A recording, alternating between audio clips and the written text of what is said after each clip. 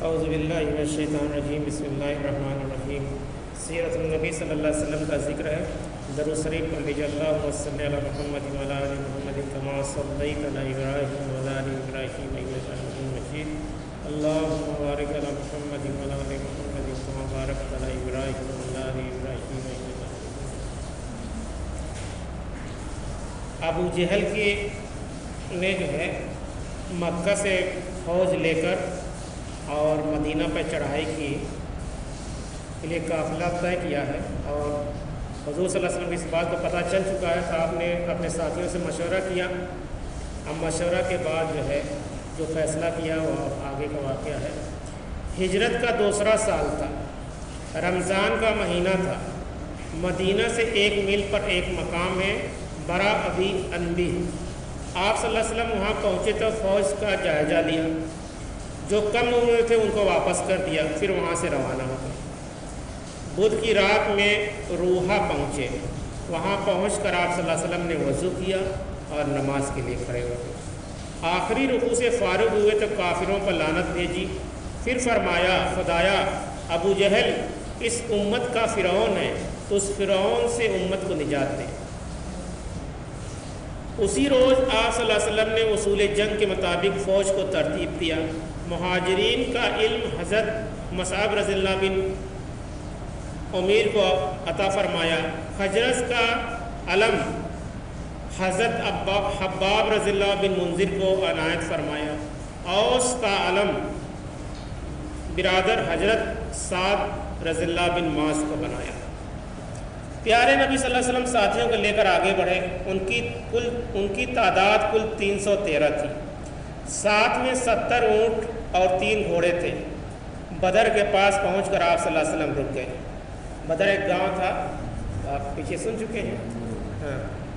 علی رضی اللہ، زبیر رضی اللہ اور سعد رضی اللہ بن وقاص کو بھیجا کہ دشمنوں کی کچھ خبر لائیں۔ ایک پہاڑی کی طرف اشارہ کرتے ہوئے فرمایا اس پہاڑی کے پاس ایک کنواں ہے، وہاں جا کر دیکھو، شاید قریش کے بارے میں کچھ معلوم ہو۔ یہ لوگ وہاں پہنچے تو قریش سے کچھ آدمی پانی پی رہے تھے، ان میں 2 غلام بھی تھے۔ یہ لوگ سمجھے کہ یہ ابو سفیان کے غلام ہیں، فوراً انہیں گرفتار کر لیا، باقی لوگ فرار ہو گئے۔ یہ لوگ اپنی فوج میں پہنچے اور چلائے قریش کے لوگوں، مسلمانوں نے تمہارے 2 آدمیوں کو گرفتار کر لیا، انہیں اپنی فوج میں بھگا لے گئے ہیں۔ یہ سننا تھا کہ کافروں پر جیسے بجلی گر گئی، غصے سے وہ بوکھلا گئے، پوری فوج میں کھلبلی مچ گئی۔ ادھر حضرت علی رضی اللہ وغیرہ نے غلاموں کو ساتھ لیا اور پیارے نبی صلی اللہ علیہ وسلم کی خدمت میں لوٹ آئے۔ وہاں پہنچ کر یہ لوگ ان دونوں سے ابو سفیان کا حال پوچھنے لگے۔ وہ دونوں کہتے ہیں کہ ہمیں ابو سفیان کی خبر نہیں، ہم تو قریش کو پانی پلانے والے ہیں، تو یہ لوگ انہیں مارتے ہیں۔ وہ دونوں کہتے ہیں کہ ہم ابو سفیان کے غلام ہیں، تو انہیں چھوڑ دیتے ہیں۔ پیارے نبی صلی اللہ علیہ وسلم اس وقت نماز پڑھ رہے تھے، نماز سے فارغ ہوئے تو فرمایا وہ دونوں سچ بتاتے ہیں، تم مارتے ہو اور جھوٹ بولتے ہو تو چھوڑ دیتے ہو۔ خدا کی قسم یہ دونوں سچ کر رہے ہیں، یہ دونوں واقعی قریش کے ہیں۔ پھر آپ صلی اللہ علیہ وسلم نے دونوں سے فرمایا کچھ ابو سفیان کے بارے میں بتا۔ دونوں غلام ابو سفیان کو ہم لوگوں نے نہیں دیکھا، ان کے بارے میں ہمیں کچھ نہیں معلوم۔ پیارے نبی صلی اللہ علیہ وسلم نے کہا اچھا قریش کہاں ہیں؟ دونوں غلام بس کچھ ہی دور ہیں۔ پیارے نبی صلی اللہ علیہ وسلم لشکر میں کتنے سپاہی ہیں؟ دونوں غلام بخدا وہ تو بہت زیادہ ہیں۔ پیارے نبی صلی اللہ علیہ وسلم روز کتنے اونٹ نہر کرتے ہیں، یعنی کتنے روز قربان کرتے ہیں؟ دونوں غلام 1 دن 9 1 دن 10۔ پیارے نبی صلی اللہ علیہ وسلم ساتھیوں کی طرف متوجہ ہوئے، فرمایا دشمن 900 اور 1000 کے درمیان ہے۔ آپ صلی اللہ علیہ وسلم نے اندازہ لگا کے بتا دیا۔ پھر فرمایا مکے نے اپنے جگر کے ٹکڑے تمہاری طرف ڈال دیے، کس جگہ ٹھہرنا مناسب رہے گا؟ پیارے نبی صلی اللہ علیہ وسلم نے ساتھیوں سے مشورہ لیا۔ حباب رضی اللہ بن منذر، اللہ کے رسول صلی اللہ علیہ وسلم آگے بڑھ کر پانی پر قبضہ کر لیا جائے، وہاں کے بارے میں مجھے بہت خوب واقفیت ہے۔ ایک کنواں میری نظر میں ہے، ایک کنواں تو ایسا ہے جو کبھی خشک نہیں ہوتا، پانی بلا کا شیریں یعنی میٹھا ہے، وہاں ایک حوض بنا کر پانی سے بھر دیں گے، پھر خوب پئیں گے اور ڈٹ کر لڑیں گے، آس پاس کے جتنے کنویں ہیں سب بیکار کر دیں گے۔ وہ چاہتے تھے کہ پانی کا پہلے سے انتظام کر لیا جائے، ہو سکتا ہے دشمن اس پر قبضہ کر لیں اور پریشانی اٹھانی پڑے۔ حباب تمہاری رائے بہت خوب ہے۔ آپ صلی اللہ علیہ وسلم نے حباب کو شاباشی دی۔ آپ صلی اللہ علیہ وسلم اسی وقت اٹھے، جانشار ساتھی بھی ساتھ تھے، جا کر آپ صلی اللہ علیہ وسلم نے پانی پر قبضہ کر لیا اور حباب رضی اللہ نے جو کہا اس پر عمل کیا۔ اللہ کی رحمت شامل حال تھی۔ اسی رات بارش ہو گئی، زمین ریتیلی تھی، ساری ریت جم گئی، چلنا پھر آسان ہو گیا۔ جگہ جگہ پانی روک کر چھوٹے چھوٹے حوض بنا لیے گئے۔ مسلمان خوب نہائے دھوئے اور بالکل تازہ دم ہو گئے۔ قریش کی طرف زمین نرم اور نشیبی تھی، پانی جم کر کیچڑ بن گیا، چلنا پھرنا وبال جان ہو گیا۔ اس طرح مسلمانوں کے لیے بارش رحمت بن گئی اور دشمنوں کے لیے عذاب۔ پیارے نبی صلی اللہ علیہ وسلم نے عمار بن یاسر رضی اللہ اور عبداللہ رضی اللہ بن مسعود کو دشمنوں کی طرف بھیج دیا۔ دونوں جا کر وہاں گھومے پھرے، حالات کا پتہ چلایا، پھر لوٹ آئے۔ آ کر انہوں نے بتایا کہ دشمنوں کا خوف سے برا حال ہے، بارش لگاتار جاری ہے۔ سعد رضی اللہ بن معاذ نے کہا ایک ٹیلے پر حضور صلی اللہ علیہ وسلم کے لیے خیمہ نصب کر دیا جائے، اس طرح پورا میدان جنگ آپ کی نظروں میں رہے گا، ضرورت کے وقت سایہ بھی مل سکے گا، آرام کو دل چاہے تو آرام بھی فرما لیں گے، دعا اور نماز کی خواہش ہوئی تو اس کے لیے بہتر رہے گا۔ آپ صلی اللہ علیہ وسلم نے یہ رائے پسند فرمائی اور ایک خیمہ نصب ہو گیا۔ پیارے نبی صلی اللہ علیہ وسلم میدان جنگ تشریف لے گئے، خاص ساتھی آپ صلی اللہ علیہ وسلم کے ساتھ تھے۔ آپ صلی اللہ علیہ وسلم نے ایک ایک کر کے قریش کے سرداروں کا نام لیا، فرمایا فلاں اس جگہ قتل ہوگا، فلاں اس جگہ دم توڑے گا۔ جنگ کے بعد دیکھا گیا تو حق کی ہر ایک کی لاش اسی جگہ ملی، کوئی اپنی جگہ سے آگے پیچھے نہ تھا۔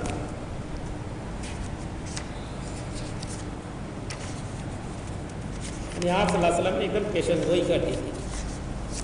پھر آپ صلی اللہ علیہ وسلم نے فوج میں تشریف لائے، فوج کی صف بندی کی، ایک ماہر جنگ کی طرح اس کو ترتیب دیا۔ پھر میدان جنگ تشریف لائے، وہاں پہنچ کر ایک تقریر کی۔ تقریر بہت ولولہ انگیز تھی۔ حمد و ثنا کے بعد فرمایا، یعنی اللہ کی تعریف کرنے کے بعد فرمایا پیارے بھائیوں، میں تمہیں ان چیزوں پر ابھارتا ہوں جن پر اللہ نے ابھارا ہے، اور ان چیزوں سے روکتا ہوں جن سے اللہ نے روکا ہے۔ اللہ بڑی شان والا ہے، حق کا حکم دیتا ہے، سچائی کو پسند کرتا ہے، بھلائی کرنے والوں کو اونچا رتبہ دیتا ہے، اسی سے وہ یاد کیے جاتے ہیں اور اسی سے ان کے درجے بڑھتے ہیں۔ اس وقت تم حق کی منزل میں پہنچ چکے ہو، جہاں وہی کا مقبول ہوتا ہے جو صرف اللہ کے لیے کیا جائے۔ اس موقع پر صبر سے کام لو، کیونکہ یہ جنگ کا موقع ہے۔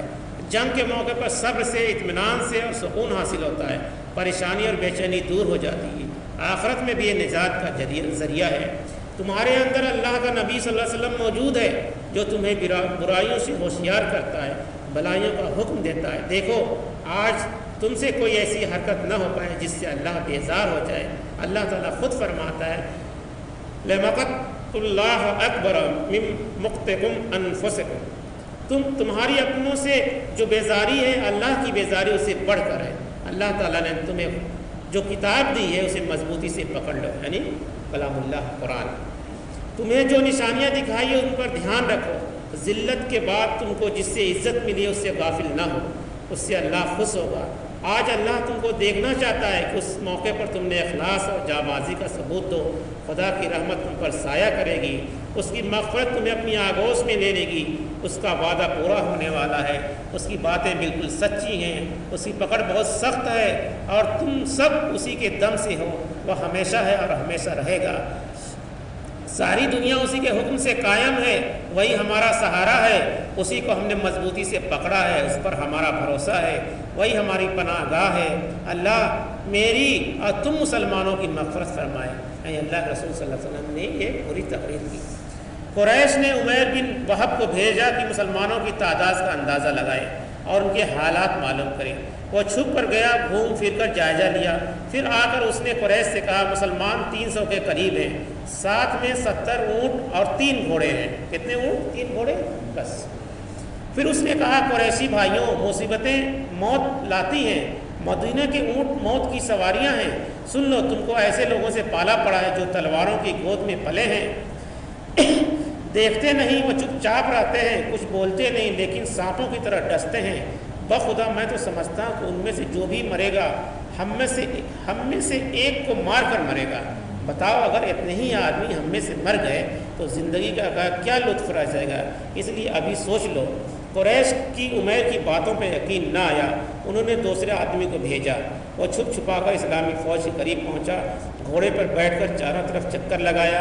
اس نے آ کر کہا، خدا کی قسم وہ لوگ کوئی ایسے طاقتور نہیں ہیں، تعداد میں ہم سے کم ہیں، ہتھیاروں کے لحاظ سے بہت پیچھے ہیں، لیکن ایک بات ہے، وہ مرنے کے لیے آئے ہیں، اب وہ لوٹ کر گھر جانا نہیں چاہتے، تلوار ہی ان کی کل طاقت ہے، تلوار ہی ان کی پناہ گاہ ہے، اب تم خود سوچ لو۔ یعنی دونوں آ کے ایک دم سچ سچ بات بتا دی۔ یہ باتیں سن کر کچھ لوگ کانپ اٹھے، حوصلے ان کے پست ہو گئے، اب انہوں نے لوٹنے کا ارادہ کر لیا اور کچھ اور لوگوں کو بھی سمجھائے، وہ لوگ بھی تیار ہو گئے، پھر یہ لوگ مکے لوٹ آئے۔ قریش کی فوج سامنے آئی، ہر سپاہی سر سے پیر تک لوہے میں غرق تھا، یہ عجیب منظر تھا۔ اس وقت آپ صلی اللہ علیہ وسلم پر انتہائی خضوع کا عالم طاری تھا، آپ صلی اللہ علیہ وسلم دونوں ہاتھ پھیلا کر اپنے رب سے گڑگڑا رہے تھے، اے اللہ، اے قریش کے لوگ ہیں، غرور سے اکڑتے ہیں، تجھ سے لڑنے آئے ہیں، تیرے دین کی مخالفت پر کمر کسے ہوئے ہیں، تیرے رسول کو ناکام کرنے پر تلے ہوئے ہیں، اے اللہ تو نے مدد کا وعدہ کیا ہے، اس وعدوں کو پورا کر، اے اللہ تو نے مجھ سے ثابت قدم رہنے کے لیے کہا ہے اور بڑے گروہ کا وعدہ کیا ہے، بے شک تو وعدہ پورا کرنے والا ہے۔ بے خودی کا عالم یہ تھا کہ چادر کانھوں سے گر پڑی تھی اور آپ صلی اللہ علیہ وسلم کو خبر نہیں ہوتی، یعنی آپ صلی اللہ علیہ وسلم ایسے دعا مانگ رہے ہیں، کبھی سجدے میں گر پڑتے اور فرماتے، خدایا اگر آج یہ چند جانیں مٹ گئیں تو قیامت تک تیری پرستش نہ ہوگی۔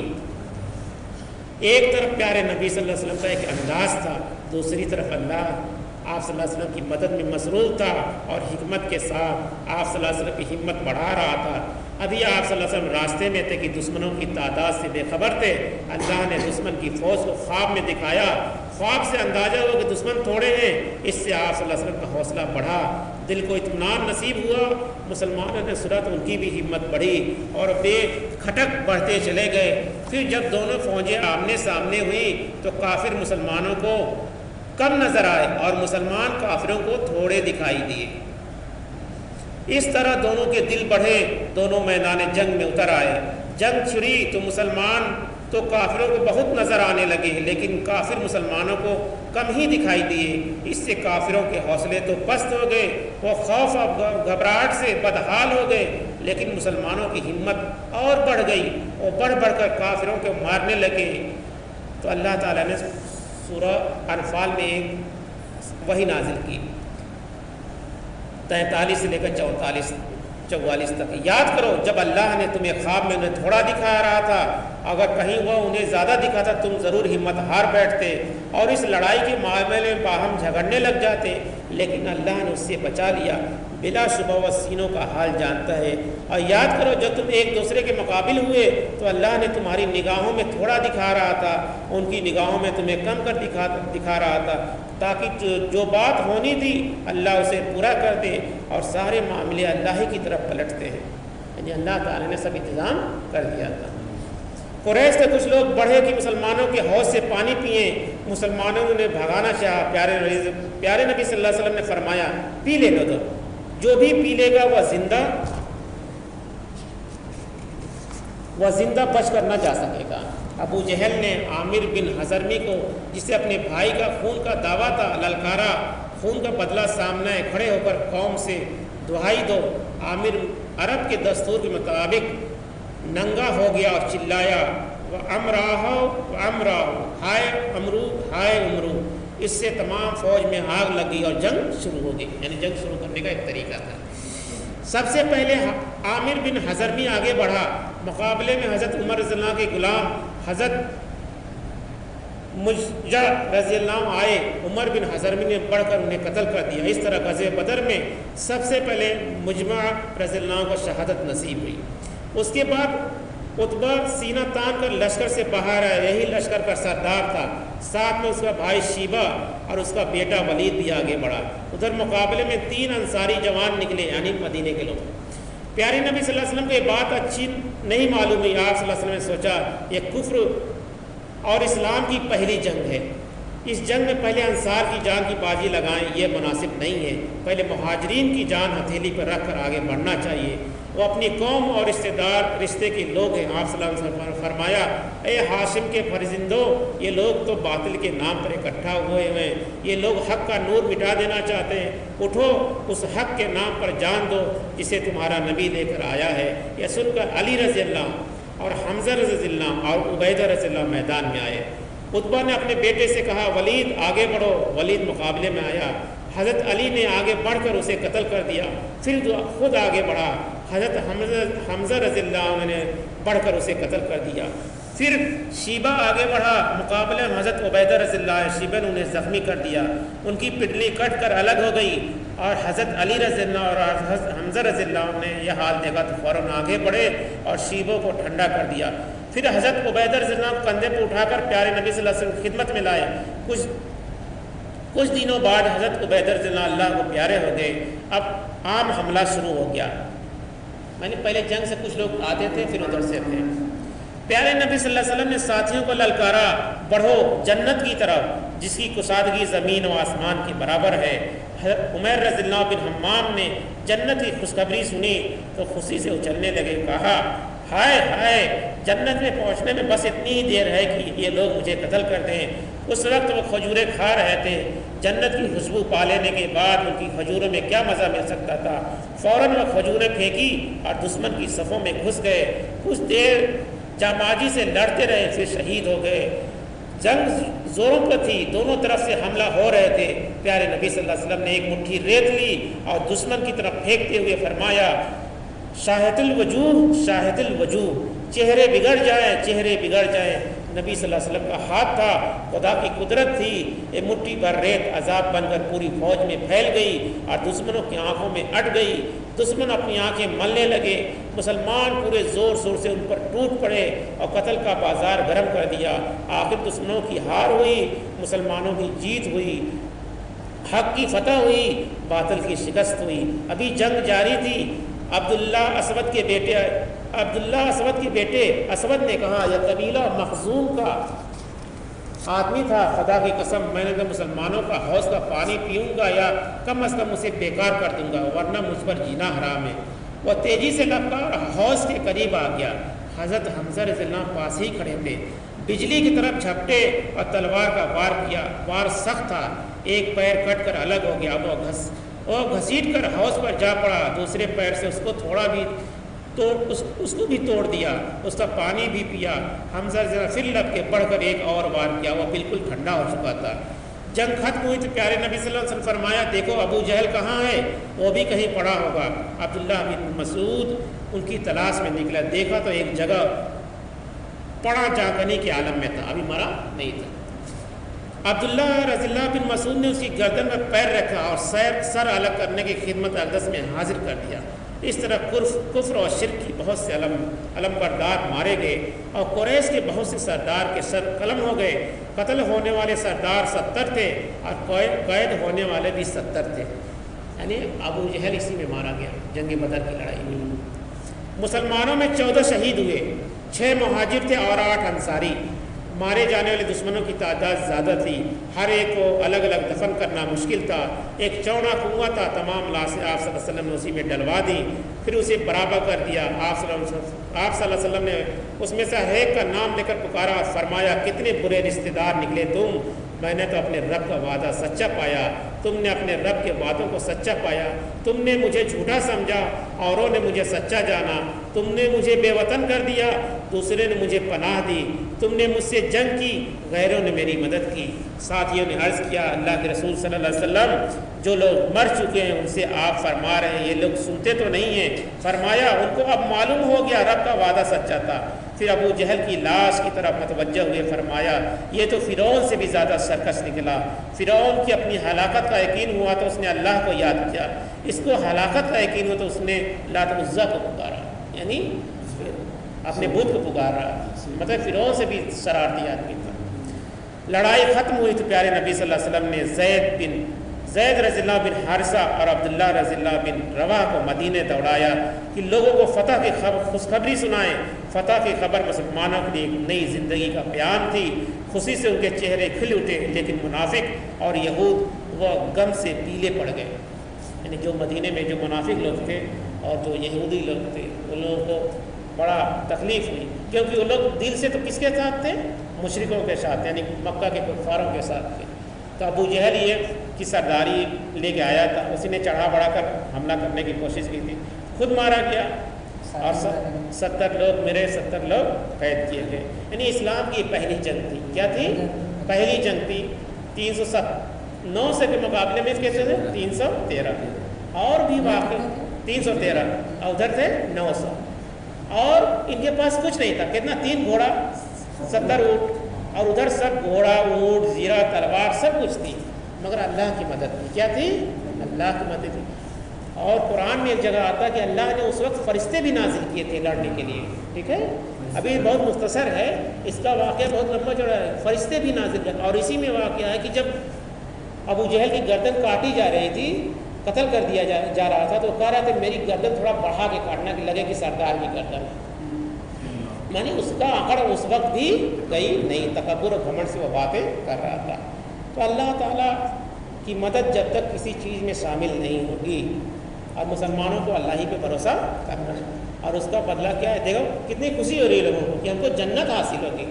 اور آج بھی جو جنگ ہو رہی ہے، جو فلسطین میں جنگ ہو رہی ہے، سب جنتی ہیں، اللہ ان کو جنت نصیب فرمائے۔ ان کے اندر کیا ہے؟ وہی ایمان کی طاقت ہے۔ کیا ہے؟ اپنے اللہ کے دین کو بچانا ہے۔ بچے لوگ جو نیچے اندر دبے ہوئے تھے،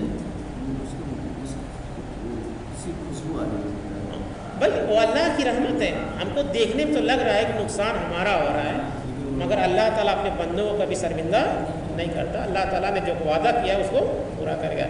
اللہ تعالیٰ کستوری کی اللہ تعالیٰ سے دعا ہے کہ ہم لوگوں کو حضور صلی اللہ علیہ وسلم کی سیرت اور اللہ سے مدد کی امید رکھنی چاہیے۔ مدد کب آئے گی؟ جب ہم اللہ اس کے رسول کے راستے پہ چلیں گے۔ اللہ تعالیٰ ہم لوگوں کو سیرت محمدی پہ چلنے کی توفیق عطا فرمائے، آمین۔ سبحان اللہ وبحمدہ، سبحان اللہ وبحمدہ، سبحان اللہ وبحمدہ، نشهد ان لا الہ الا اللہ ونستغفرک ونتوب الیک۔ سبحان ربک رب العزة عما یصفون وسلام علی المرسلین والحمد للہ رب العالمین۔ اللہ حافظ۔ اللہ حافظ۔